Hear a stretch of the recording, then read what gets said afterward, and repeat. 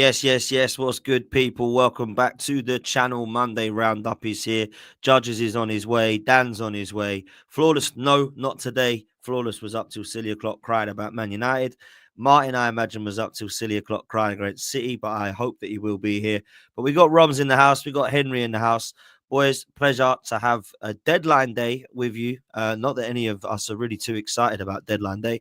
I can't see it being a very busy deadline day, but I could be wrong. We're going to touch on that. We're going to touch on Arsenal, Manchester City, Liverpool getting an unbelievable win, to be fair, at a ground that everyone said they were going to struggle with.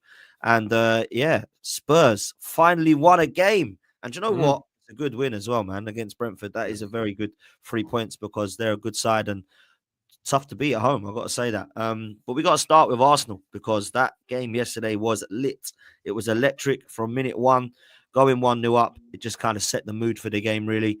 I've had my say on my channel, one on here, so I'm going to throw it to you guys because yesterday was a statement win. And I'm not going to say it was a statement win that we're now going to go and win the title, but it was a statement win against the side that we've had some pain against for a long time. And I said on one of the bits of content that I did that when Manchester City were at their best and Arsenal were at their worst, they punished us by 4s, 5s, and 6s. And it looks now like finally we've done the same to them because they are poor. They're a poor outfit right now. And Arsenal, albeit haven't been outstanding this season, I think proved that they still can turn it on. We're looking at two young lads, Lewis-Skelly and Nwaneri, coming onto the scene and bursting onto the scene, as Micah Richards would say. They were both phenomenal yesterday, particularly Lewis-Skelly. Big up to Dan. Nwaneri as well, getting the goal. Start with you, Roms, as a Liverpool fan, looking at two teams that usually you'd be at this stage of the season fighting for a title with. It must be a bit of a strange feeling for you yesterday, bro. Don't do. We're still in it with you. I'm not just sort of right. I think we win it, but we're still in it with you. But City, they're dead and buried. I was impressed with us from start to finish. I'm not going to lie. Before the game, I thought it would be a draw because I still had concerns over open play goals. But you lot shut me up. That was a demolition job. And the thing is, you'll get some rival fans that say after the Odegaard goal, City controlled the game. I wouldn't really call it control because Mourinho come out with a famous quote and said, you can control the game off the ball. I didn't really ever feel like they were going to score, to be fair. I know they were passing it in around your box, but they kept getting it out to Nunes, and they need to get rid of him. He was breaking down every attack. Yep. How can your outlet, the one that's supposed to relieve you, was breaking down every attack? It was ridiculous. I just think Arsenal from start to finish were excellent. When you had to defend, you defended. I think the irony, everyone called you Corner FC and you didn't even score from a corner yesterday. I think you're excellent, honestly. And there's a certain individual I want to big up because I know Skelly's going to get the headlines as he should, young guy. But I actually want to big up David Raya. And I'll tell you why, right? There was a debate whether he'll be fit for this game. I think Arsenal fans knew he would, but still come out and said he had injury problems. But for me, it's the two saves. The Vardial save impressed me because it kind of came straight at him. But I think the best save of the game, and I think this could have changed the game had this gone in, was Savio's shot because he's blindsided. It goes through a player. I think he even takes a deflection. And for him to get down that quickly, I think he was excellent, honestly. I want to give Raya his props. But yeah, Arsenal fully deserved that. I think was it a surprise that City got battered for me? Yes. Would it have been a surprise if Arsenal just won the game? No, because City aren't the City they were. But to batter them like that, I think it was a very good performance. And I now think this actually gives you confidence going to your next game because it will still be tough going to St. James Park, but they've just lost. You've just got a big scout. Because say what you like, City are still the champions. They might not be at it this season, but they are still the champions. And to put 5 past them, that I don't think a team's done it this season yet. I know Henry put 4 past them, but that's crazy to do that. And you just batter them from pillar to post, to be fair. So I think it's a big result for Arsenal. And you never know, this can mean you go on a little bit of run. You get that 2-week break, come back from Dubai. Remember what happened last time you come back from Dubai? So yeah. I'm expecting you lot to take us to the wire, but it was a good performance. Good performance. Yeah, it was, man. I was buzzing. Henry, I was there, obviously. What do you make of it? Obviously, as a Spurs fan, I know you look at Arsenal probably differently to most people on the panel, but Nwaneri, Lewis-Skelly, 17 and 18 years old. Didn't expect Arteta to have to look at kids again because he did that with Smith Rowe and Saka a few years ago. They burst onto the scene and saved him a little bit. It looks like these two lads are going to come into a window at the moment that Arsenal fans are frustrated about. They're going to save us a lot of money in those two positions, that's for sure, because they are absolute ballers, mate. Yeah, Nwaneri's a joke. Like, the goal he scored midweek against Girona, and then to come off the bench, it's like he's not really phased by whoever he's up against. He did it against Bolton and Preston, and now he's doing it against Girona and City. Like, for a 17-year-old to be doing that in the Premier League is mad. But one player, I think, the two players I think deserve huge props as well is Thomas Partey. I think he was the best man on the pitch. I think he was absolutely insane. And Martin Odegaard, I don't think I've seen it anywhere anyone giving him props, because I've criticised him, and I think a lot of people have, for not really turning up in big games. And we've seen a lot this season where he hasn't really run the show. He's been involved, but not really making those killer passes. And to set the tone, I know it's a tap-in, but to score against City in the first couple of minutes, it just kind of set the tone for the game. And then when City got the equaliser, obviously Haaland got his goal. I thought, it was a good time to score, a lot of time to be played. And then the response from Arsenal to go and score 4 goals in 30 minutes, it's just ridiculous. Like, Lewis-Skelly, I think the City are humbled a bit over the top. Like, and I do think the rivalry is a little bit forced. Like, City have won 4 league titles in a row and a treble, and Arsenal haven't won anything since they've been rivals with City. However, though, I don't remember a Premier League champion being beaten this bad. Like, everyone talks about the Spurs game. We're their bogey team. Like, it's expected for Tottenham to turn up. It's not expected for Arsenal to score 5 against City, or Liverpool to score 5 against City, for instance. But Tottenham, you can kind of go, it's Spurs. It's kind of what they do. Like, we've beaten City twice this season. But we've lost to bloody Ipswich and Palace. That's just the way it goes. Do you get though, Henry, like the humbling thing? The reason we're saying it is obviously we don't believe we've humbled them, but the whole stay humble thing with Haaland. Yeah, I get it, but like Lewis-Skelly like celebration, it's just I get it from like a banter perspective, but there are like a lot of fans on socials like just taking it to that next level. They will. But do you know what, Henry? Yeah, for Skelly personally, I think he had every right to celebrate like that. Because remember, Haaland said to him last game, "Who the hell are you?" Like, he was just some new. Yeah, that is good. It was good to give it back a bit. It was good. And you know what? Judge's interview killed me. He's like, "Oh, it's like playing City before the money," because it's true. City were getting battered often like this before the money. So yeah, but I don't blame Skelly for celebrating like that. Haaland shouldn't have said what he said in the past game to him. So he gave it a bit back. That's what we want to see at the end of the day, anyway. The one thing I'll say about City as well is this midfielder they're bringing in, Nico Gonzalez, who's going to play their 6th role. It's not going to make a difference at all. Is he not good? I don't know. He's a decent player, but I think it's more of a. I don't think it's I think it's a personnel problem. I think it's more of their system. Like, City haven't recruited well for 2 years. They haven't replaced Mahrez properly. They haven't really replaced Laporte. You know, Rodri's been injured. They've got no replacement. They're relying on Kovacic to play that role. And Guardiola doesn't really have an answer. He's trying to do all these different things. Like, their one performer who has been very consistent, other than Haaland, since he come in, is Vardy. They are the only 2 players. Like, De Bruyne is dipped, Foden's fallen off a cliff, and then Haaland against Ipswich comes to a big game, he does nothing. Like, and then you look at, from an Arsenal perspective, to bring in 2 academy players who have been, since they've both come in, like, have been phenomenal. Like, Guardiola's just sitting there going, like, I have no answer. Is there anyone thinks it's a 2-horse race now? You know, that game yesterday completely solidified that it is. I still do think Liverpool will win it just because they've got that firepower. But that game yesterday just shows everyone that Arsenal aren't going anywhere. They will go to the very, very end. They just have to bring in a player today. If they don't, I think that just tips it in Liverpool's balance. Yeah, it's interesting you say that. We'll definitely come on to deadline day. Dan, let me come to you, bruv. Obviously, as a Chelsea fan, I suppose you sat there pretty chilled this weekend because you played tonight. So you could enjoy that one as a neutral yesterday. What did you make of it, bruv? I'll be real, right? For the first like half an hour, I actually thought it was a snooze fest as a neutral. I thought it was a bit slow, a bit boring. I didn't think either team was being brave enough. And then it just come alive, didn't it? Arsenal, obviously, I think actually probably took the game off the ball to Man City and were brave in their press and really did put them under a bit of pressure, and City crumbled. And Arsenal, I mean, you have to give credit to Arteta for realising that was happening during the game. He's been slated sometimes during the season for not doing enough, and I think he did everything he needed to do to tactically win that battle against Pep. I think some of the kids on display were absolutely unbelievable. Like, there's no reason Lewis-Skelly can't lock down that England left-back slot going forward for the next 10 years if he continues playing like this. And even then, he'd only be, 27? I thought he was fantastic. I agree with Henry and Roms. I think City are all over the place. I think they're woeful.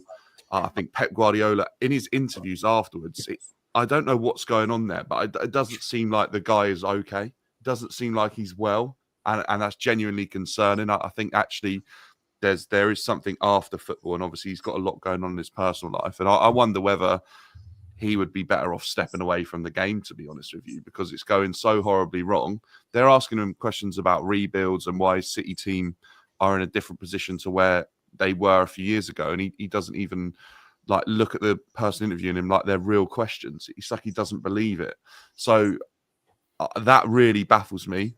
And in terms of Nwaneri, that kid, I mean, like we've already said, we're running out of things to say about him, and he's only 17. If he carries on like he is, the conversation about him is going to be what happens when Saka returns, which is probably the first hurdle to get over, because obviously he could play in Odegaard's position, he could play as another number 10, but what I don't know, as an Arsenal fan, Dan and Lee, what do you see that problem looking like with Saka returning? Because that's the only thing I'd say about him is he's thriving at the moment out on that right-hand side. I think personally, I mean, Lee and I spoke about this a little bit last night. I was going to actually throw it back to judges about this. I think when everyone's fit, I actually think Ethan can play in the attacking 10 and Ødegaard can drop into the attacking 8. Now, you wouldn't want to do that against everybody, but there are certain teams that I think we can play, maybe in the bottom half, that I'll be more than happy to have Ethan in that kind of attacking role and Ødegaard dropping a bit deeper. Saka then can keep his right-hand side place because Saka isn't going anywhere, let's be real, when he comes back from injury. But I think that's going to be a while. And I think Ethan's going to solidify that right-hand side now. Now, I know yesterday Trossard and Martinelli played, and maybe that was because it was a big occasion, and perhaps he didn't want to play both Miles Lewis-Skelly and Ethan, but they certainly are good enough, in my opinion. I've been really impressed, not just with Ethan, but with Miles Lewis-Skelly, because I think a lot of people have sort of said that he looks like a player that could be a left back for Arsenal in the future, and they're getting Ashley Cole vibes and all this kind of stuff that some people are going a little bit too excited perhaps and over the top with. But we've got to remember this guy was growing up as a midfielder, and he could even play in that left 8 role in the future. So I think it's exciting. I think something else it's done, judges, is it's allowed 2 positions now to be filled where we haven't had to pay any money for. And I know that might be a bit of a cop-out because I still do feel we're short. But actually, when Mikel Arteta looks at it, a few years ago, he did the same as Saka, Smith Rowe, Martinelli, and I remember Maitland-Niles and Willett coming through at the time, and Eddie, and he was thinking, right, these kids are going to have to show us what they're made of. Well, right now, we kind of need these 2, and they've been proving that they're good enough, Judge. Well, without a doubt, without a doubt. And what the one thing I think with Nwaneri, I think that before, I know everybody's going mad about him at the moment, he's 17, so there's no real rush. So, like, he can play as a backup for Saka for the next year or so, just coming in and out of the team at that. But what the good thing about him is that I don't think he's going to nail down a position at Arsenal for a couple of years. I don't think that is a bad thing. I think that he can play in 3 or 4 positions. He actually played against Spurs as the false 9, and done it quite well. Like, I think he's just got ability. And I think at this moment in time, I think that the good thing is that Saka, I think even Saka could play in a different position as well. You can put Nwaneri there and Saka go into the 10 role, like, so they've got options when Saka comes back into that role, even though, you'd look at him and say that he's nailed on for the right-hand side. The one good thing about it now is that, I don't know how you feel about this, Dan. I'm not sort of saying like, oh, let's get Saka back and rush him back. Like, you just feel like, that this kid can just do what he has to do. Look, obviously, like, when Saka comes back, you realise what a good player he is. But I don't think we've got to rush Nwaneri. I think that he's going to be a talent. I don't know where he's going to finish up playing. I'll be really honest. If you said to me, where's he going to play? I don't really know. And we had this same sort of conversation with Saka a few years ago. Do you remember he was playing left back on the left-hand side, where he was actually going to play, and then he sort of found his position. So I think that's probably going to happen with Nwaneri, just to see how he goes. Like the one good thing I think that he's got goals in his game. And I think if you've got goals in your game, you've got to play him in sort of one of those top areas, because you get, there's some brilliant wingers about, there's some brilliant midfielders about. One thing that you can say or level at them, you go, take Declan Rice, for instance, at 100 million. If you would say, what's the weakness in Declan Rice's game? One thing that he could really improve on is his goal scoring, but this kid's got that. So I think it's as long as he's managed properly, which I'm pretty sure that he's going to be. I do think that we've got one for the future. As I say, I don't know where he's going to play, but at the moment he can play wherever he wants. He's going to come. The good thing about it, from our point of view, yesterday is that Mikel didn't play him yesterday, but he brought him on and he still comes on and scores. So he could be an impact substitute for us as well, which going forward is another good thing. You need to have players coming off the bench that are going to impact the game. We haven't really got that. So I think for the next couple of years, he's going to be an exciting player for us. Miles Skelly is a year older. Don't forget, Miles Lewis-Skelly is a year older. And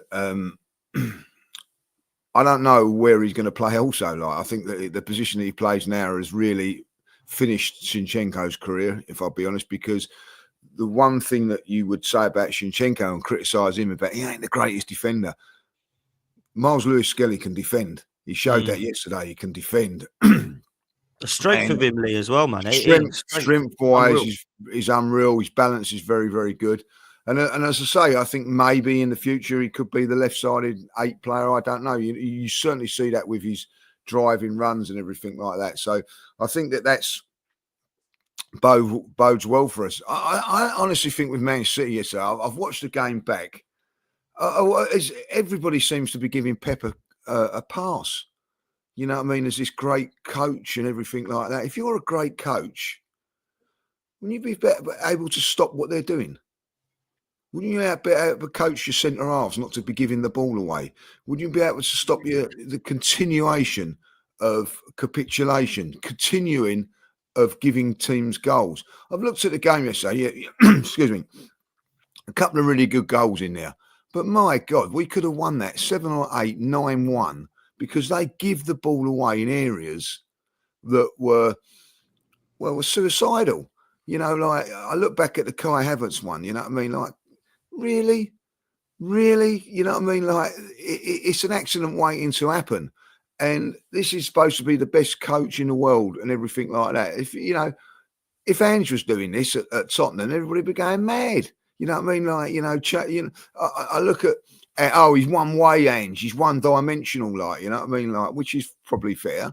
But ain't Pep like one dimensional. Like, if you haven't got the players, you haven't got a Rodri in your team, what do? You change it a little bit or whatever, like, And then, of course, they've been woeful up until December. And then what's that? Oh, that's all right. Go and get some players. Go and, buy, which he's gone and done again. What did he do yesterday to change that game? What did he do? You could see that Arsenal were pressing them and pressing them into feet. There was no variation in his play, no variation in anything, like, you know what I mean? When he struggled, I struggled for a right back a couple of years back, like, you know what I mean? What's he do? He goes and buys 2 left. Where's his coaching skills to go and make a better player play at right back or make his central defenders play? I'll tell you what it is. I know, let's go and buy someone. I do think that he's getting a little bit of a pass on this, like, I thought, Judge, he's the best manager in the world when he's got the team, but if he has to get a team that's not quite successful, where would he be with Bournemouth? He ain't good enough. Where would he be with Bournemouth? If he's to go and coach Bournemouth, I think that's a bit disingenuous to say. Like, he moved into Barcelona and got rid of 5 of their best players and brought through youth, and in his first season won a treble. Like, the Man City team right now is shockingly bad in terms of the way it's performing. Well, who's watching? Do you know what, Henry? A lot of it is on Pep. However, he does have a lot of credit in the bank to have. Oh, of course, I'm not. I'm saying you are, but there's fans out there now saying sack him. No, that's crazy. But Judges has a good point. I feel like when everything's going for you, it's easy to just give a lot of managers plaudits. But when the chips are down, similar to what's happening at United, how are you going to rectify it? How are you going to adapt? And that's what I think Judge is saying, because I've always said this about Pep as well. If we deepen it, he's never really had a torrid time at City. This is his first time that he's had it, and we're looking at him like, where's your answers? And he seems to not have none. He has a few for a few games against the bottom teams, and then he kind of just goes back to type. And obviously we know he's a good coach, whatnot, but now's when you have to show it. When everything's against you and your back's against the wall, this is where you get paid the big money, and he's not really adapting. And Henry, quickly, just before you go here, you said something a month ago, and I thought, no, Henry, you're going a bit too far. You said they wouldn't get the Champions League spots, right? And I said to you, Henry, you're doing a bit too much. You're going too early. I actually have to hold my hands back because they could, but now I'm looking at it like, I looked at all of the other teams in the form area and in the fixtures. You might have had a point there, you know. They might actually not get them places anymore. It's the thing as well. Like Forest aren't slowing down. Arsenal and Liverpool are the two battling for a title. Fourth could be anywhere from Villa, Newcastle, City, or Chelsea. Like any of those four teams can get it. But when I look at City, Forest, right, I just think it could be though, Dan. To be fair, like it could be Forest as well. They could. Yeah, I agree. Like I look at City right now and just think everyone could talk about the Rodri injury as much as you want, but I think it's it might be a wild take, but I think in a lot of these games, Haaland isn't like he doesn't have all-round play to help the wide players. Every single time they get the ball, they try and cross it in, right? And it worked yesterday for Haaland's header. But when you've got Gabriel and Saliba or Konate and Van Dijk, he's got half a chance a game to score a goal.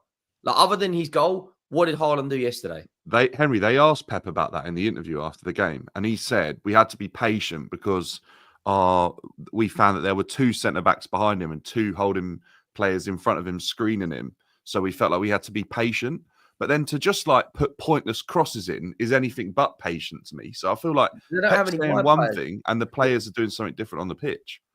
Yeah, like they don't have any wide players that can consistently beat a fullback. Foden's inconsistent.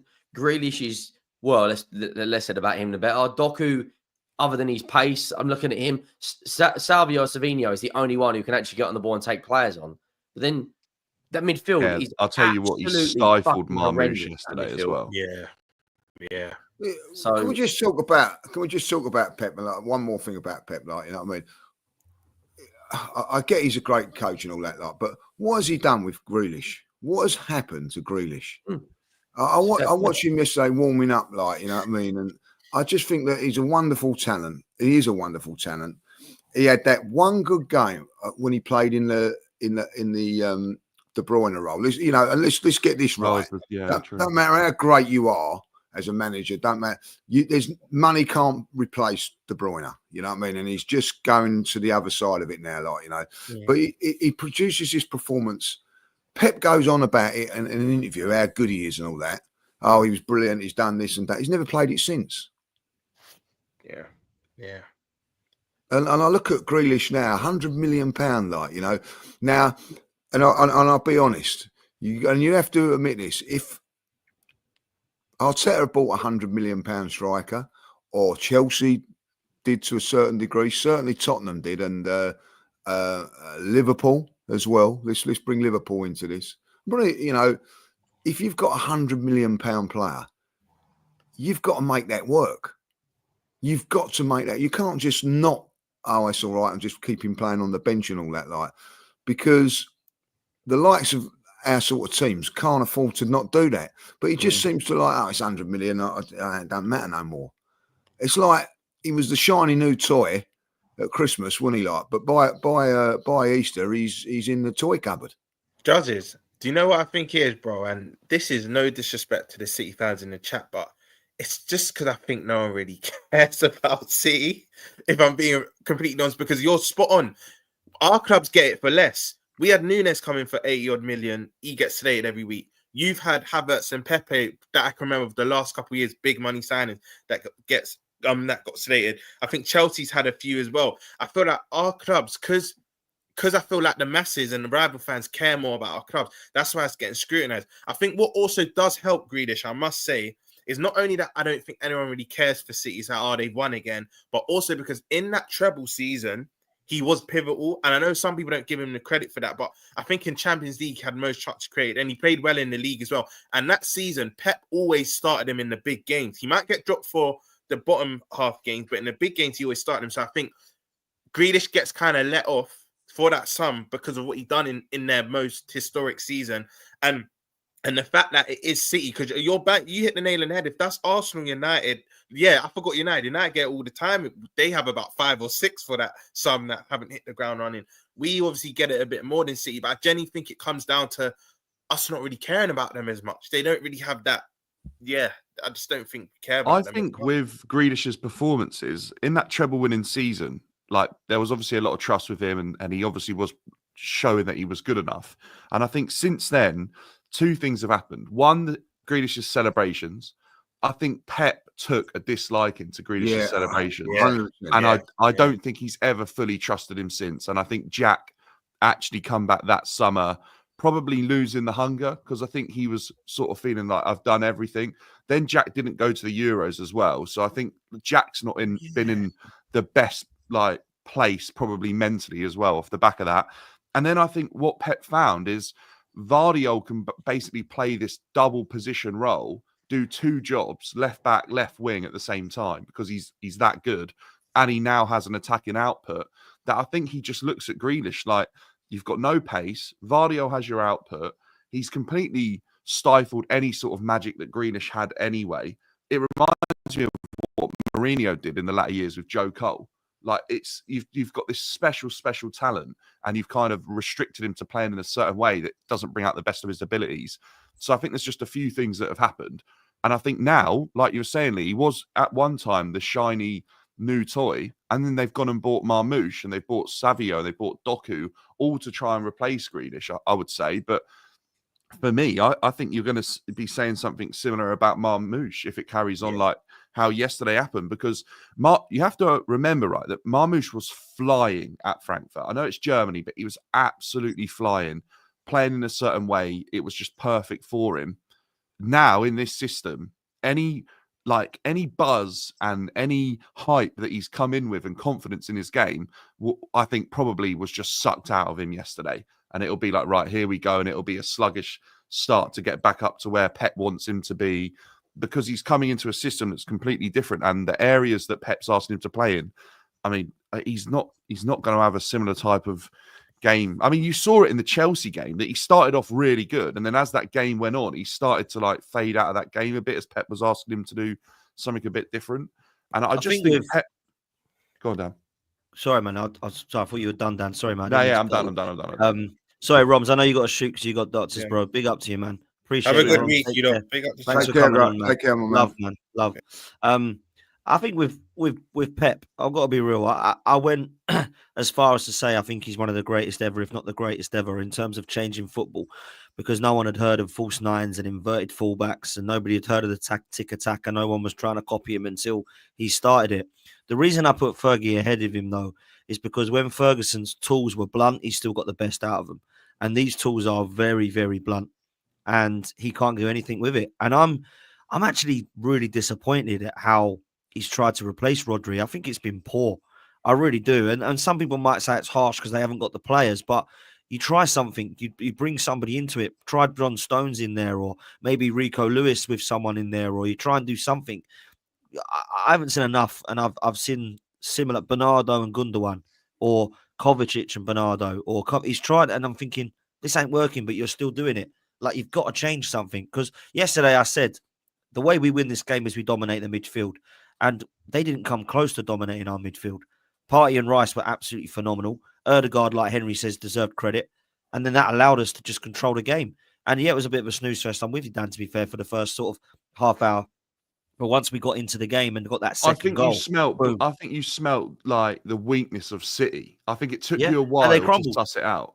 Yeah, they did crumble. I think that's what it was. As soon as probably Arteta sort of realised, and maybe Ødegaard, because I feel like he leads that press, they sort of sense that, hang on, we could get on top of this game here if we just go a little bit more aggressive. As soon as you realise that, then City just didn't know what to do. Like, they didn't know what to do. They've lost the fear factor, haven't they? Like, teams aren't. Chelsea pressed them aggressively for the first 10 minutes, and then obviously had 2 huge opportunities to go 2-0 up and then didn't for the rest of the game. I think Arsenal were probably a little bit more concerned because of that rivalry and it felt like a bigger game. But then, yeah, as that game went on, you could see that City I don't think they look that comfortable. I think, Henry, you made such a great point. Núñez out on the right, I think he breaks down that entire system. I think on the Rodri point, Dan, I completely agree with you. I think he's had injuries of players he might have tried before. He's had players like Rico Lewis and John Stones and Gundogan do that job for him before, but all of a sudden now he won't trust them. And then if they do bring in this Nico Gonzalez, I mean, I've done a bit of watching on him because I actually didn't know anything about him. He's got a similar sort of profile to Rodri, but I don't think the quality is anywhere near. And I don't think he makes an instant impact. From what I've seen. Time to adapt to the league. Do you know as well, Henry? It just reminds me of like Kane at Spurs. When you know there's a player that good who's like capable of scoring that many goals or winning Ballon d'Or from holding midfield, how on earth do you convince someone to come in and be their understudy? I think that is an impossible task. And everyone knows Rodri's going to come back. It's whether or not he stays at City once he returns from his injury, in case Madrid are sniffing around. But yeah, I think Pep has been one of the greatest managers. But I think right now he's struggling, and Ferguson's had blunter tools than what Pep's got right now. I think it's a different argument though, because I think Pep's a coach, whereas Ferguson was a manager. Ferguson would manage the entire football club, like Arsenal used to do. Yeah, I think Pep's the best coach of all time, but as a football manager to manage the entire football club, Ferguson's the best by far. Yeah, well, he did sporting director, like chairman, everything in one, didn't he, Ferguson? Pretty much. Oh yeah, it was like there's a reason why he nearly had a bloody 3 or 4 divorces with his missus. Well, he was Man United, wasn't he? He was Man United. Yeah, like, literally. can we? You mentioned Grealish, and like I understand why you're mentioning him, but I've got to mention another player before we move on that I don't know what's happened. Phil Foden. I mean, I looked at him yesterday, giving the ball away. Obviously, give the ball away for the goal, I think, as well, the party goal. I don't know what's happened to this kid. Now, I'm a fan. I like him, but he's never really been Man City's top sort of dog, and he kind of was getting to that stage last season where he got player of the year and all that, and I thought, here we go, he's still young enough to then blossom into something which we think he's going to be. I don't really see a Gerrard or a Lampard in him though. I don't really think he's going to be, is he going to be remembered when he retires as one of those greats? And you look at what he's won in the game, he's won everything. Does he need the team to be perfect for him to be firing? And then he's just one of that piece and he just blossoms? Or is he actually one that can drag you across the line? I'm starting to look at the comparisons to Palmer and Saka and Gerrard and Lampard and KDB to take over from him. And I'm starting to think if he plays like that, he ain't going to get near those kind of accolades, if I'm honest with you. What do you think, Henry? I think when you look at Man City, I think when De Bruyne got injured last year, he took the ball by the horns and went, right, we're winning this league title, when he had an unbelievable season. This season, he looks like he wouldn't even start for Spurs. He looks absolutely horrendous. His touch, he's finishing, his all-round game, giving the ball away in sloppy areas. Like, his stats are still good, though. This is the thing. Like, but it's when it comes down to the big game, he hasn't turned up in any big game this season. It's Liverpool, Chelsea, Spurs, Arsenal. But no, I think Chelsea. I think Chelsea, you could say he did. But other than that. Yeah, but he played you when you were on a dip. It's not like he played Arsenal yesterday and they're on fire. Like, he's got 4 GA in the Champions League and 9 in the Premier League. So he's got 14 GA, which doesn't look bad on the numbers. But he looks a shadow of himself. And like that comment from Jay, I think is absolutely perfect. I know you can say every player is a system player. But when the system's right, when he's got Rodri around him, he's got De Bruyne and he's got Haaland, he can kind of hide in their shadow a little bit and perform. When the spotlight's on him and it's like, you have to go and win this game. Because you look at Saka, right? No offense to to you boys, but Man City have got players that have been there, seen it and done it in De Bruyne, etc. You don't really have, you've got world-class talent, but you don't have anyone that comes into the dressing room with that amount of like silverware. So when Saka does it, there's almost an expectation for him to perform. I don't think there's an expectation when you look at Foden to perform because he's surrounded by those players. I think if you took Foden out of City, I think you'd actually see what he's like as a player properly, because we saw that at England. When he's surrounded by a lot of players that have been there, seen it and done it, the Jude Bellinghams, the Kanes, he drowned. He drowned completely. He got stuck out. Awful in the Euros. He did get put left wing though. Like that was poor from Yeah, the but man. like as a player of that quality, he should be able to perform. Whether he's at false nine, whether he's at 10, or is it you could put Saka at left back and he turns up. You know, you could put Lewis-Skelly's a DM playing left back and he's performing. You know, we've got Archie Gray at centre back and he's a midfielder and he's doing a good job. There's no excuse for Foden not to be performing right now. There's just no excuse for it. I think there's more to it than that. I think that he was left out at the beginning of the season. I say I was saying illness and all that. I don't think he's been quite the same fitness wise. There's something. I think he's a very, very good player. But I've always said this about Foden. Where is his best position? Where do you play him? And even in England, the English, just take the England team to start off with. If England have got everybody fit, he doesn't start. And I don't mean that, you know, there's just better play. You know, you'd probably say he's probably like it 10's his best position. But then for the last 3 or 4 seasons, De Bruyne has been in that role. So he's not going to get in there. I think with England, would we all say that Bellingham would be the number one choice in there? Like, Yeah. I think we would. Bellingham and Palmer probably getting above him at the moment. Probably would do, yeah. And then if Gibbs you're going White out probably gets wide, it. right, he's played wide right for Man City a long while. I don't think he's going to get in there because I don't think he's a winger. I know he plays there, but I just don't. Yeah. I don't see the pace on him to be like a proper out and out winger. I think he's a winger in a Pep system because it's slow, isn't it?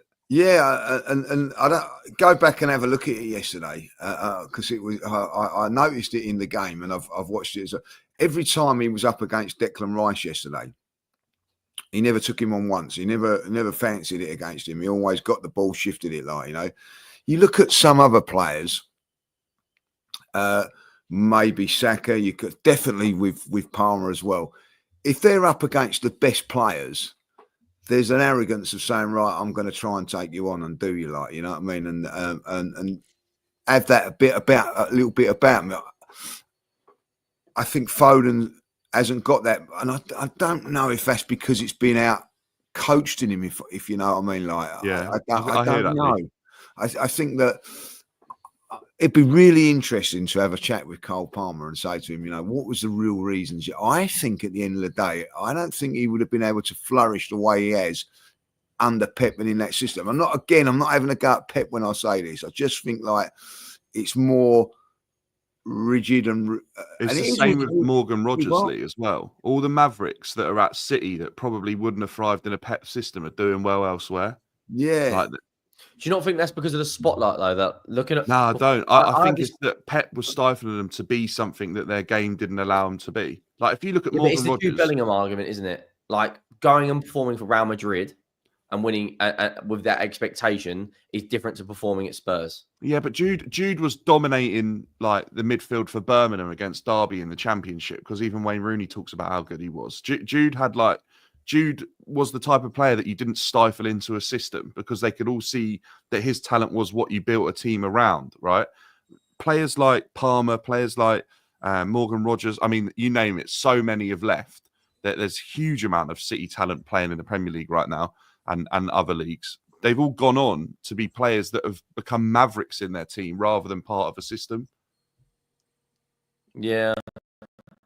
Probably the freedom in the role. Like Morgan Rodgers, I don't know if you watched his performance against, is it Celtic midweek? Celtic, unbelievable. Yeah, he was unreal. I'm a big fan.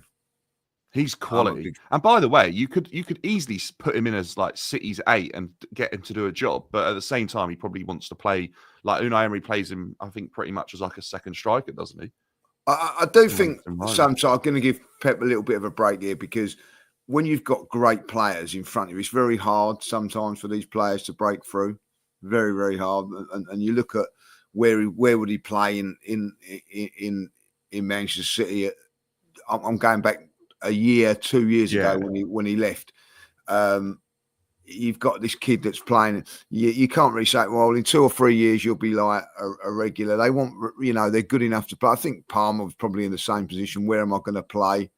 You know, when you look at it and you think like, even though he's good enough to play at that stage, he's probably thinking, I want to play. And now that he's playing at Chelsea week in, week out, you know, it does look like a mistake from from Manchester City. I have to say, I think that it does. You know, I think Palmer is class, but you can't have a good season like Foden did last season and just write him off. Do you know what I mean? I have to say that. I thought, like, you know, last season he was outstanding, and I think it's up to Pep to say to him, look, you know, you're the one to take over from De Bruyne. That's I've always sort of earmarked him for that. If I look, like, you know, from the outside in, saying that's where he plays, sort of like, oh, we go on the right, go on the left, just, you know. But now it's your time to shine, sort of thing. Like, and I think he did last season. I think you make a good point when De Bruyne's out, you know, and maybe that could be a reason, because like De Bruyne's about now, and it just makes him have to be in the shadow a little bit. Sometimes you can be like He's that. arguably been scoring more since De Bruyne's return than he was when there was more weight on him at the beginning of the season. You know, I think De I don't know Bruyne what it makes is. that I think there's a team couple of tick. things, if I'm honest. I think some of it's off the field stuff that I've heard from someone that he's not quite right. But also some of it is just the way that City are playing right now. It's not fixed. It's affecting all of them, isn't it? Let's just be real. It ain't just Foden. We've spoken about a few players, you know, and I think with Haaland, as much as I agree that, you know, he is what he is, Haaland. You either got to say you don't want that, or if you do want it because you love the goals, you've got to work around it. So you go, right, this geezer is not going to do anything other than put the ball in the back of the net. So I can't moan that he ain't doing anything other than putting the ball in the back of the net, because that's what he does, right? So you got to work around it. And they gave him a 9-year contract for it. Yeah. Like a statement on this, like, I can't stand the guy. Oh, but no, Harry Kane. I don't like Harry Kane either. Harry Kane is 10 times the player of Haaland. Oh, yeah. All-round game, yeah. 100%. Kane's finished yesterday. Was unreal. As a footballer, and you know, he's got the goal scoring ability of Haaland, but I also think that he's got the ability of. Do you know what? Thank God he never went to Man City, because I think that Man City would be a much, much better team with Harry Kane in the team than Haaland. Much, much better. Because, you know, yesterday you could stifle. And I know it's the thing, like, you can stifle Haaland. And I know, like... Still scored, though, Lee, didn't he? Yeah, he did. And I'm going to go into that, like, you know, that's crap what he's saying, by the way. Like, he had 2 players in front of him, 2 in the back. That's just trying to cover it up for him, like, you know what I mean? And even if he did, I'll tell you what, Harry Kane would probably have nicked a goal yesterday. I think Harry Kane would score that chance, even though it's great movement to get in and a bit in front of Saliba. I thought Saliba was at fault, if I'll be honest, but that's another story. But what I'm saying is, Kane will drop into positions, go deep, take central defenders where they don't want to go.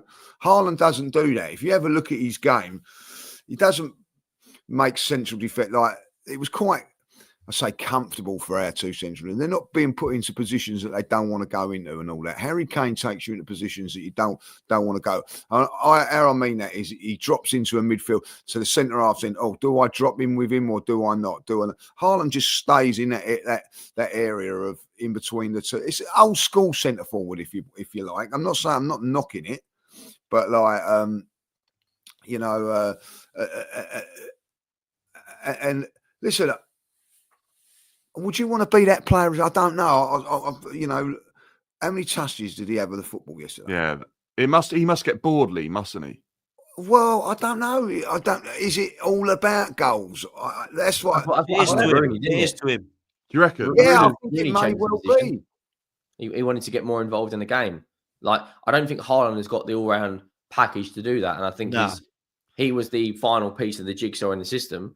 But Kane, if Kane goes to City, if he hypothetically went, I don't think he'd score as many goals as Haaland, but I think he'd be better for the team because he'd drop deep and it would then give the wingers a lot more of a chance of actually getting through.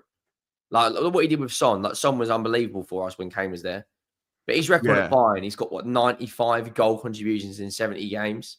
Honestly, that's the perfect move, because Bayern, like Schweinsteiger said it with Gary Neville in an interview. I don't know if any of you have seen it, but he literally says, like, when Pep come in, he got Bayern trying to play in this way, and then everyone tried to copy it, and German football lost its DNA, and blah blah blah. And Neville was like, the Prem's doing exactly the same, and then he was like, Bayern slowly gone back to being what German football did used to be about.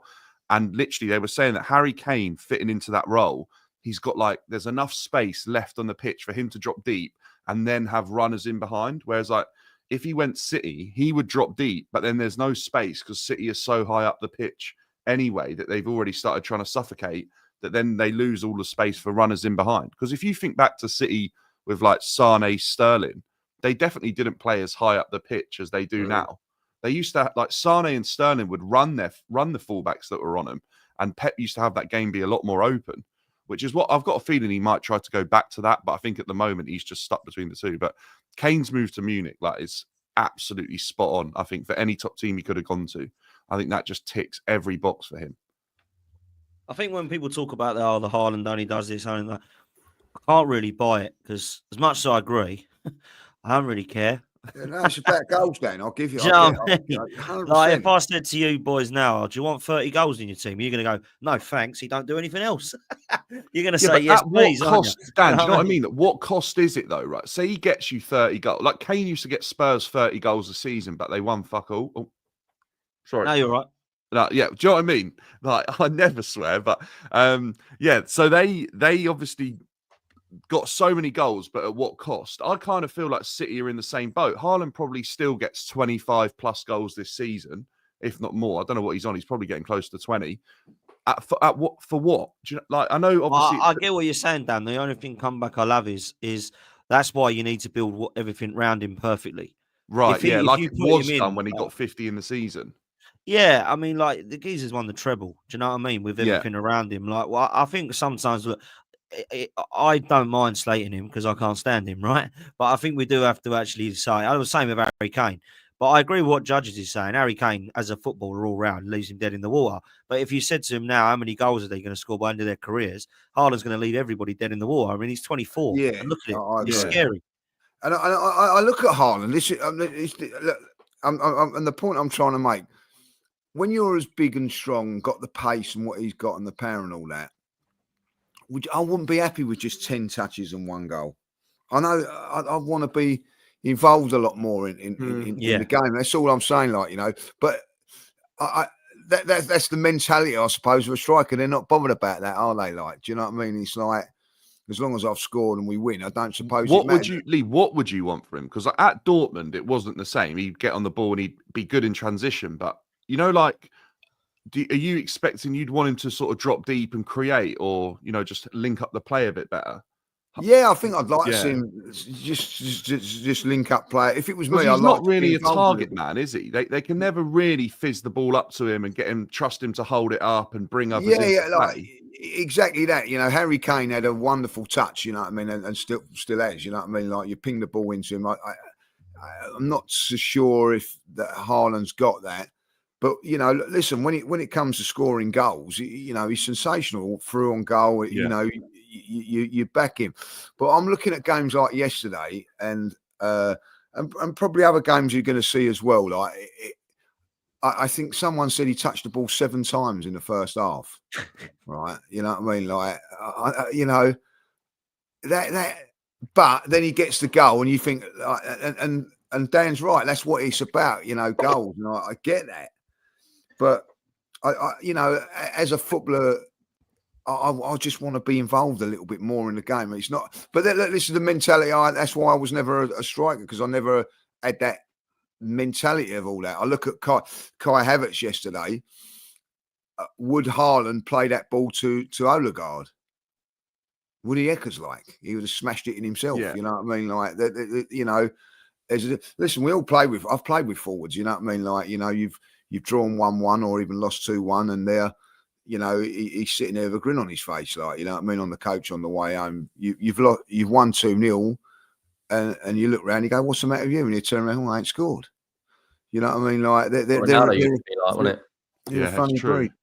Do you think Haaland is not? I mean, he's not a victim of his own genetics, because they've obviously blessed him going forward. But we look and expect so much more from him because of what his like body shape suggests he could be, right? Like, he's massive, he should be able to hold it. Like, I actually think Peter Crouch was a more effective player at a similar sort of height in terms of holding up the ball, but Haaland obviously has the capability to be like a fox in the box for someone like half his, you know, like, I don't know, I'm trying to think of small players that were like foxes in the box, maybe like Aguero.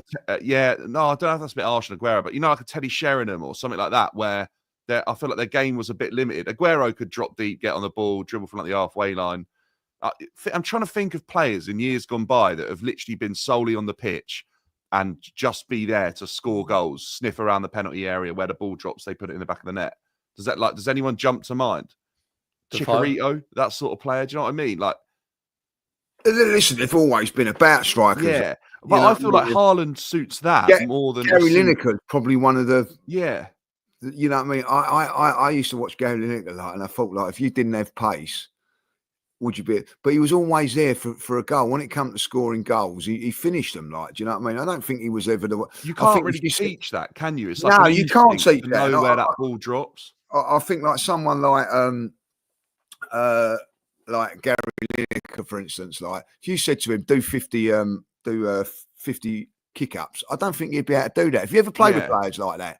Yeah, 100%. Not been able to do that. But when it comes to the ball goes flashing across the goal, they tap it in. They like read where it's going to be or land, or they can like predict the play, and they'll be positioned in exactly the spot they need to be in. And I feel like Haaland has that. He's just excellent at doing his job, which is scoring goals. I think if Haaland could do that job, whether he was like, what I'm saying is he could probably do that job whether he's 5'10" or 6'6". Do you know what I mean? It doesn't matter how big he is for the role that he actually does. But I think what Lee's saying is spot on. For the size that he is, he could be more like a Drogba, could be more like a huge target player for them to lump the ball up to. And because there's no denying it, right? When yesterday they were struggling to play out, had they have had Ederson in goal, I think Pep would have asked Ederson to start playing the ball long to Haaland and trying to just do something to just sort of. They did that against you, boys, didn't they? Yeah, they did, right? And but I feel like even then Haaland didn't really have much of a test because of the defense that he was playing against. He found it very easy. I feel like Haaland played like 15 years ago. I don't know whether he would have like coped with some of the centre backs that he would have. Like, imagine Haaland playing against Tony Adams. Do you know what I mean? I think Tony wins that battle all day. It's interesting. It is an interesting thing, man. Look, I'm going to leave you in the hands of judges because I've got to jump over to Said's channel. But Martin, I'm going to bring you in because you're at the game. Big up for coming on, man. Appreciate it.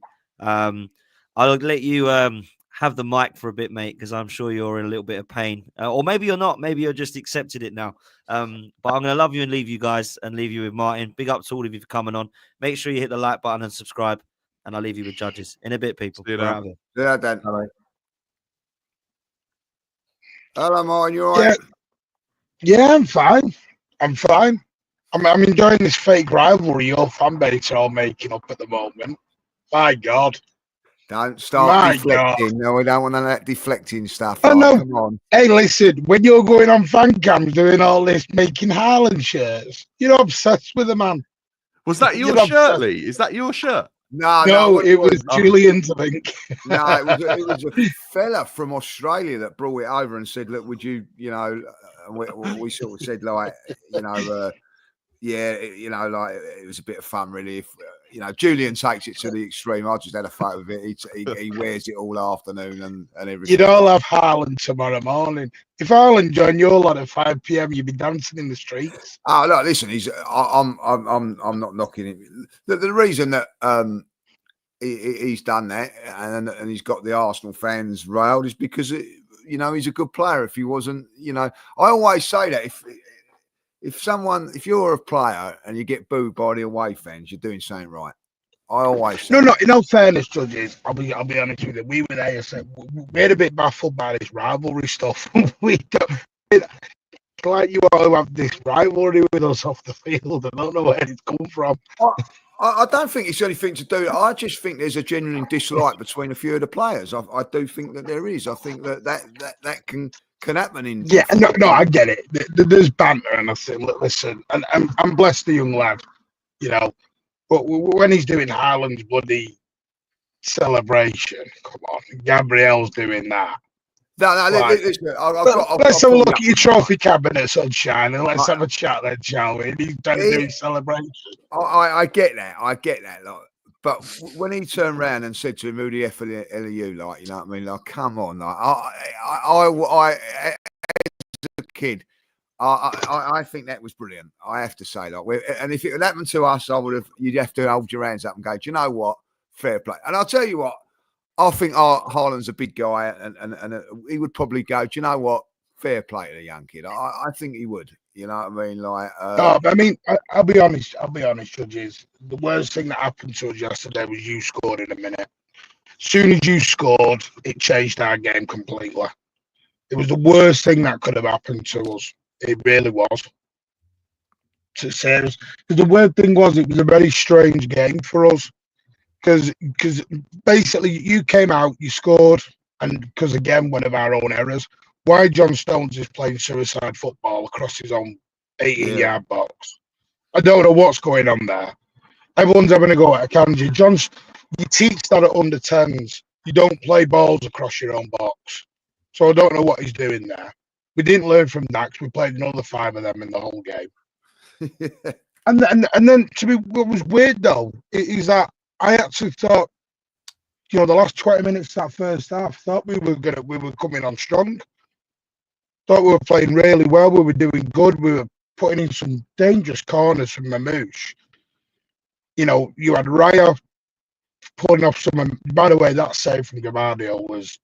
Obviously, we didn't see it because it was at the end of the pitch and was, as you know, where the away fans are, judges. But yeah, what a save! What a save that was from Gavardio. It was unbelievable. I'll give Ryan his props. He was outstanding. And then I thought, we were all right. We came out, we scored the goal. And I thought, I'll be honest with you, when we equalised, I thought we'd go on and win it. And then we just self-destructed all over. Do you know that's a great point? Because I actually said that as well. You know what I mean? Like, if we don't change here, they're going to score and go on and win this game. I know, that was the point. And then all of a sudden, the turning point was Foden giving it away and Partey scoring. As soon as that happened, that was when it. But that's what I mean. Again, another fault of our own. Foden playing absolute suicide football again in his own half, and it was just like, Phil Foden yesterday was atrocious. John Stones was atrocious. Akanji atrocious. Ortega atrocious. Akanji, I give him a bit more leeway because the guy's playing with an injury. Been playing with an injury for about 7 weeks. I don't know if you noticed, but he was limping nearly the whole game. He should never have been on the damn pitch, but it's that you throw in the young lads who've never, I understand why he didn't play Cushion off after the debut last week. I understand they didn't want to throw him into another high-level sort of game. But do you know what I know? I'm not taking anything away from Arsenal. You were great. But we're basically architects of our own downfall. Yeah. This is what's annoying me. I'm one of them. If we get whooped 5, 6, 7 by Real Madrid and they play us off the park, I hold my hands up and I go, what a team. But it's not that. When you look at all our defeats this year, they're self-inflicted. Go back to the Sporting Lisbon 4-1 away in the Champions League, self-inflicted. Go back to the final 3, self-inflicted. It's silly errors all the time. I don't know what they're doing on the training ground. I don't know we're desperately in the midfield. If we can get this Nico Gonzalez in, I'm praying we do by the end of the day. We're playing Nunes at right back. I'm going to move on from that part because if we're going anymore, I'm being cruel, but I'm just Mateus Nunes at right back just says everything you need to know. But no, just and then our heads went, and then what annoyed me the most was, I don't know what you thought, but that last 20 minutes was unacceptable for me. Unacceptable. They were like training cones. Yeah, they've gone. As soon as you got that third, you could see it was going to be 4 or 5, whatever you wanted. If that game had gone another 10 minutes, it'd have been 6, 7, 8. Yeah. We were all over the shop. That is the worry going forward for Manchester City at the moment. I do believe that. Let's wrap up the City Arsenal game because Henry must be delighted at this moment in time. We're going to talk a little bit about Chelsea because Chelsea can go top 4, but the relegation battles I think were there's no relegation battle now, is there, Henry? Like, you know, it's done and dusted. I've got to say, it rode their luck at times, but that's what you do away from home and all that. That was a fantastic result for Tottenham, I have to say. 2-0 at Brentford, clean sheet, a couple of players getting back, a couple of signings as well, like, you know, and but what's your thoughts on that? You got to be pleased with that. That was a great result. Yeah, good result. 3 points, clean sheet. The road's 40 points is on. I look at.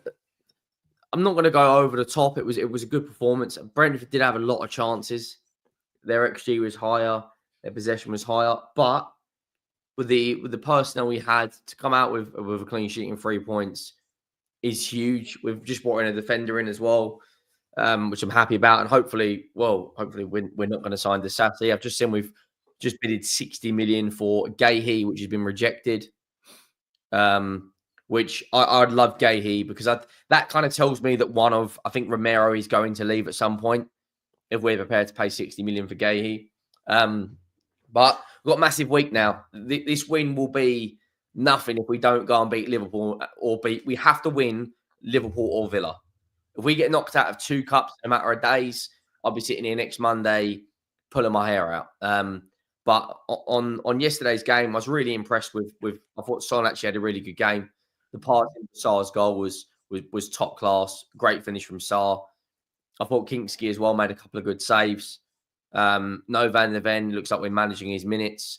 And there's now reports coming out that he probably won't play against Liverpool, which in a kind of strange, weird way, I'm glad about because I don't want him playing against Liverpool or Villa and then that injury reoccurs and then we're sitting here next week with him out for another 4 or 5 weeks.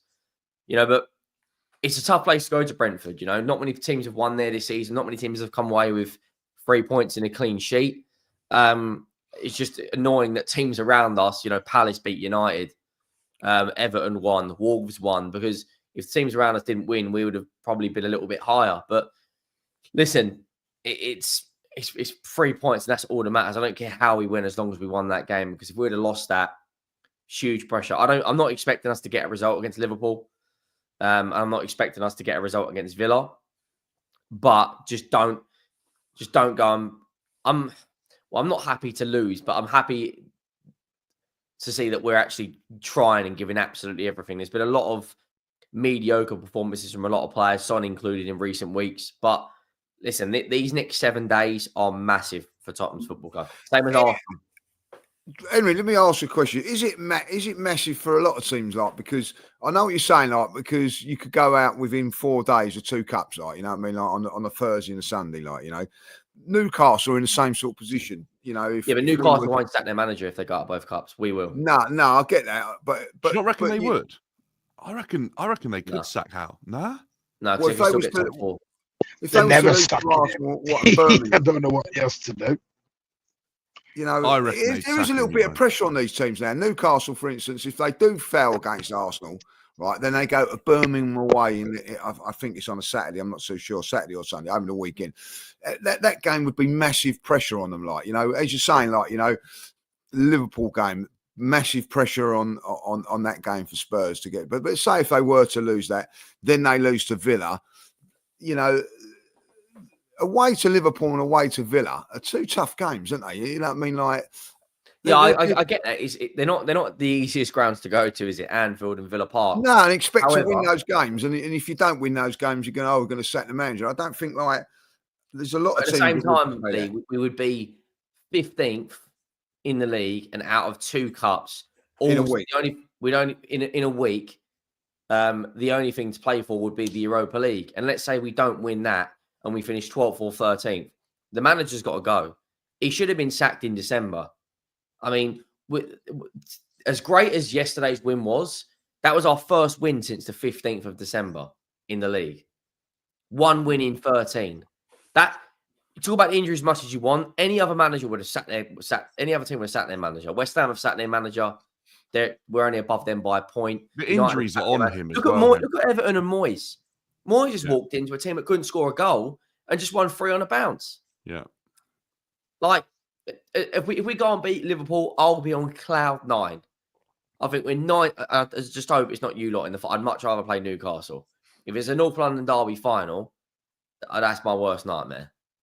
Well, it is for us as well, but I think the pressure's Really, Lee? You'd rather a North London derby? Oh, final? no, I wouldn't want to lose. I've never had one. It's bad enough playing them in the league twice. You know what I mean? And it's bad enough semi-finals and whatever. There's never been a final between the two teams, and that'd be quality. You know, I'm going to start. It is special. Like, I'll be honest with you, it's very, very different. When we got United in the FA Cup final, it does add to the occasion. Really? Yeah, in a good way or a bad way? You've won one and lost one. So how does it feel? If you win it, it's the greatest thing ever. If you lose it, it's the worst thing ever. Because you got that double whammy. You lose and you lose into your bitter end. Well, I say neighbours. You know, I think Wembley Stadium's an home ground for United now, anyway. But yeah, so it would make the occasion better. It would. But let's put it on way, Lee. If you got guaranteed the win, you'd love Spurs in the final. Yeah, you know what I mean? Like, if you're guaranteed the win, and we would start. But if you lose, it would be disappear for a week. Yeah. Listen, it was, we was favourites to beat them in '91, like, and they done us, and that was heartbreak. Like, it was heartbreak. Like, so I don't know. Like, what are we saying? Well, let's have a little prediction. Like, we think Newcastle will beat Arsenal. I don't know if they beat them on the day, but I think that 2-0 is probably a bridge too far for Arsenal. So we'll probably say Newcastle. But who's going to win this game? Liverpool. I don't know. No, I'm the opposite. I think you can beat them if you score like you did yesterday. You score earlier. Because Newcastle lost the last 2 home games. Yeah, lost to Fulham and all. Yeah, and battered. And you'll be on your fan base right now on cloud 9. You'll be confident if you like Martin says, if you score in the first 5 minutes, the anxiety in that stadium will be through the roof at Newcastle, and then you're playing with that pressure realistically because they're going to defend for their lives. So if you do score early, I can see a world where you win. However, they have got Isak and they have got Gordon. They've got one of the best functioning midfields. Even if they have lost their last 2 home games, I do think it just may be a little bit too far. In terms of our game, we're going with a 1-0 lead and we're going to play with that pressure. I actually think all the pressure's on. If Liverpool don't beat us, looking at the state we're in now, then huge questions have got to be asked about that team. If they can't beat, because we're going to have to play Archie Gray and Ben Davies at the back against Salah, Gakpo and Diaz. They've already scored 6 past us last month, or the month before, sorry. So if they can't beat us, then I would be amazed. I'd be worried about your eye line at Anfield. I'd be so worried about your eye line at Anfield. I'm worried about it against bloody Ipswich away, let alone Anfield. Dan, what are you saying? I think Arsenal might do it, and I think Spurs might do it, and I'm gonna push for. You're just one horrible Chelsea fan. I would love to see you two in the final. Actually, that'd be pretty good. Who'd you rather win? Arsenal probably. No, probably if that's out of that Arsenal and Spurs. Probably Newcastle out of the 4 in them. No, but if it's Arsenal versus Spurs, who would you rather win in the final? Yeah, probably. Then you can hear about Havertz has lifted something. Probably Arsenal, mate. Yeah, so like it's Chelsea versus that's Chelsea like versus Spurs, that's the very difficult. You know what it is, Henry? Is that Arsenal have won a couple of FA Cups, haven't they, in recent years? So it's like they have won something. So probably just Arsenal. If we beat Arsenal in the final, I'd be unbearable for a month. Yeah, that's what I mean. I don't want to see either of you. I don't really think Come on, Liverpool. No, I would have to say out of the 4, Newcastle. I'd probably take Newcastle. It doesn't really affect me if they win something or they don't. They haven't won anything since the 60s, haven't, to be fair. But I'll be honest. If Newcastle beat us, I want Newcastle to win it. I'll be honest. You know what I mean? So. But if it was a London derby, I wouldn't really. I would hope that it was a bottle in either way. Like one team was in the lead and threw it away, whatever way it went, pretty much. But Arsenal Spurs would be a good final, As much as you two might not want it, I think that's what would make it good for the neutral. It just adds, like Martin says, it adds something a little bit extra to it. Yeah, I get that, but I'd rather play Liverpool. If you get to the final, Henry, do you think they'll sack Ange the day before? Oh, gosh.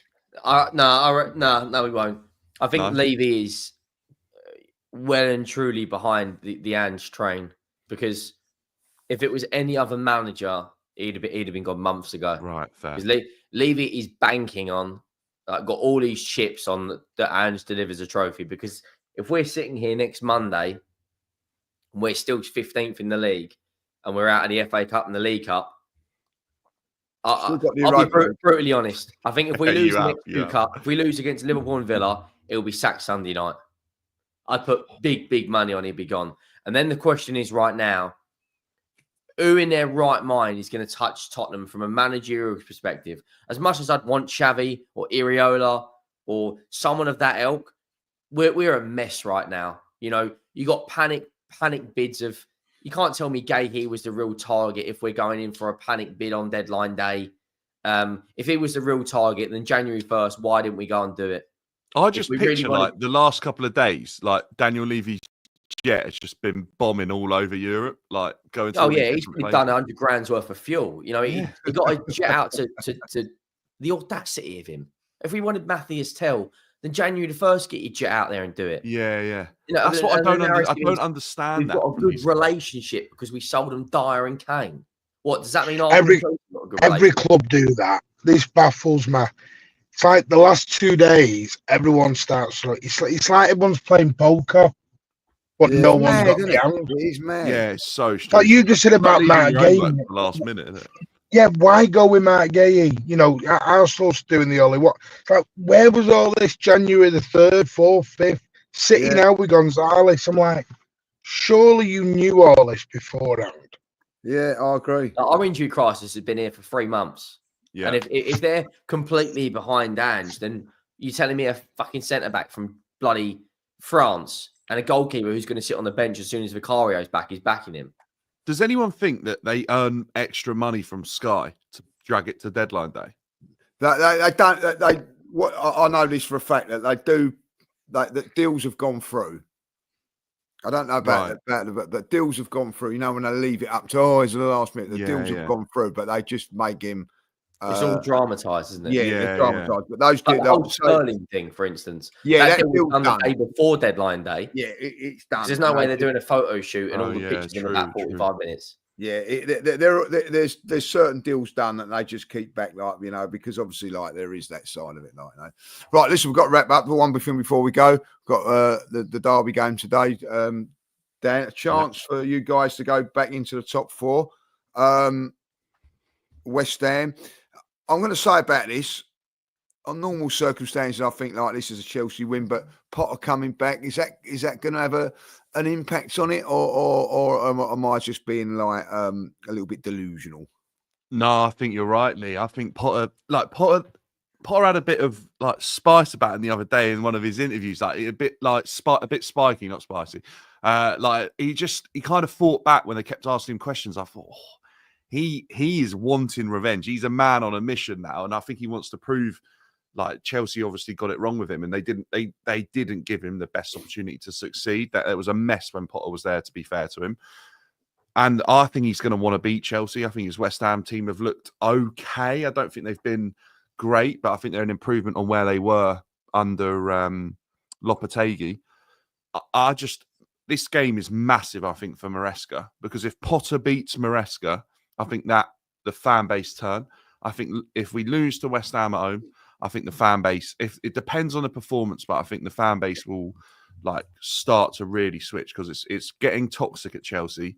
The fact that January's coming to an end and it looks like we're not going to have made any additions, I think that's another thing. So, and the fact that results have probably gone Chelsea's way this weekend, and it's only likely that off the back of that, how this season's gone in the past couple of weeks, we probably don't pick up points when we really could do with it. Because if we did, we go probably like 2 points clear of City into the top 4.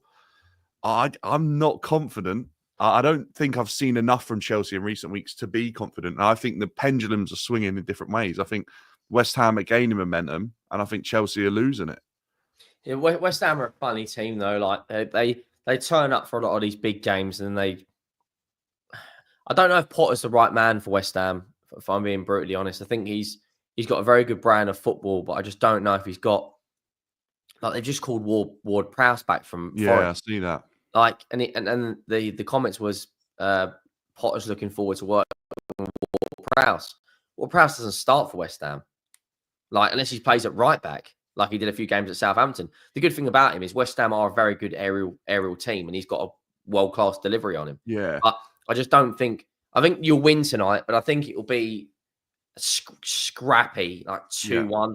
And the one player I'm looking at, and I know he's getting a lot of heat right now, not even a lot of heat. Palmer has got he hasn't had a game where he's took the ball by the horns in. I can't remember the last one. Maybe Aston Villa. Yeah, maybe Fulham. He scored early on, and then sort of he's had a couple of good games, but I think he's been creating chances, but I don't think anyone's been putting him in the back of the net, especially Jackson. He's been wasteful when Palmer's given him the ball, and obviously the other day, Palmer's pass weren't really up to scratch against City. But yeah, I don't know. I feel like Palmer's being asked to do something under Maresca that I don't think suits his best game, and I think he gets asked to play out towards the left a lot, and I think he gets asked to play in this central role, which I don't know if I watch Palmer and really feel like that's his best position. I also feel like he is slightly better off towards the right, and having an overlapping fullback that allows him to cut inside and cause issues there. I think you could play a 10 and still have Cole Palmer on the pitch at the same time. Look, I don't know. I agree with you, though. It doesn't matter where Palmer's playing. He does need to step up and do a little bit more. I mean, he had a game a few weeks ago. I'm trying to think who it was against now. But he dropped deep, got on the ball. He was sort of dictating the tempo of the game, which I haven't really seen him do. And I think maybe that's what Maresca wants to see him do more of, and have goals come from everywhere else. But I look at Chelsea's wide area and striker and think that's where the goals need to come from. And I don't see it happening at the moment. Like Jackson's got a good record, actually, though, against... Isn't... Derbies and Kunku, they've just announced, isn't he staying? Yeah, well, yes. And I would think that is someone who's now either what it means. Apparently, João Felix was at the Milan game against Inter. And apparently they're going to try and make that happen today. If João Felix goes, it probably means Nkunku gets a sniff at potentially playing in the position he wants to play in. And they feel like they can get him to either cover as a forward or cover as a number 10. But I don't see him getting many more starts than what he was already having unless there's an injury, basically. And I think he'll be gone in the summer. I just think Chelsea is too busy trying to buy our youngsters. Martin, do you know the fee? Do you know how much like Man City would want for him? Because that's what I'm sort of eager to know. It's not the fees to buy back. You won't do the buyback. So Right, you've insisted on the buyback and you won't do it. Okay, fair. You That's won't do it. O'Reilly, isn't it? 25, 30 mil. But they won't do the buyback. By the way, just on the Ward-Prowse, I get it now. They've got Evan Ferguson. Now they've brought Evan Ferguson in. I understand why he wants Ward-Prowse back. He weren't even playing at Forest either, was he? He wasn't getting a game at Forest, was he? Like, you know what I mean? So it's an interesting one. If I was a gaffer, I'd probably be a bit old school, but I always think someone like Ward-Prowse is just worth having in the team. You never know when you might be able to bring on someone like that and just change up the game. Like delivery. That's what I mean with Evan Ferguson up top.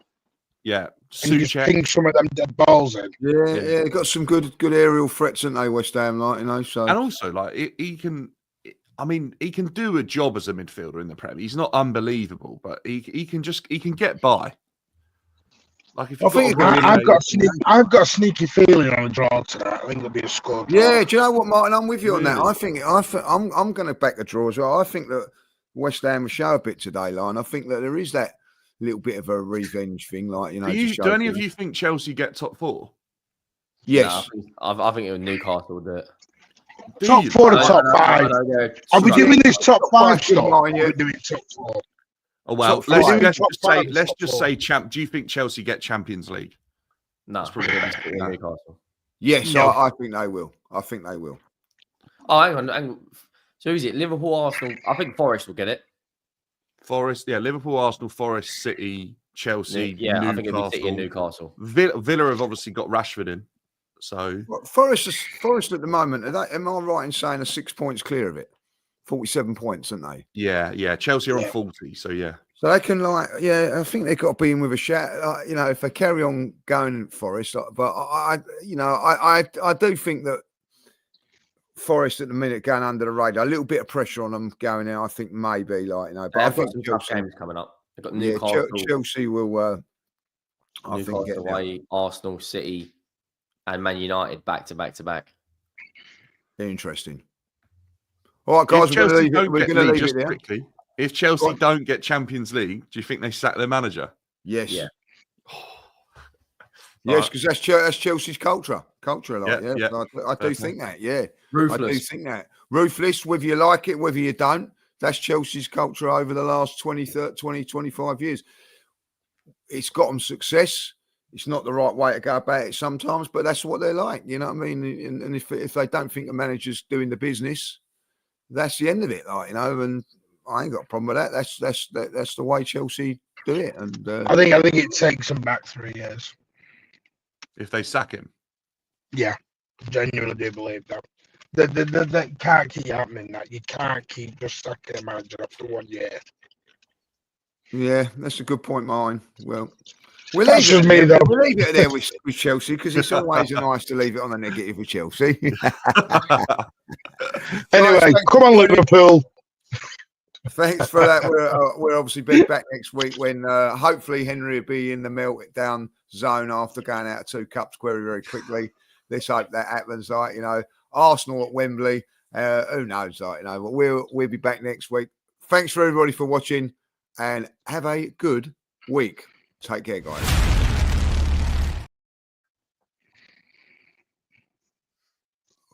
End the stream.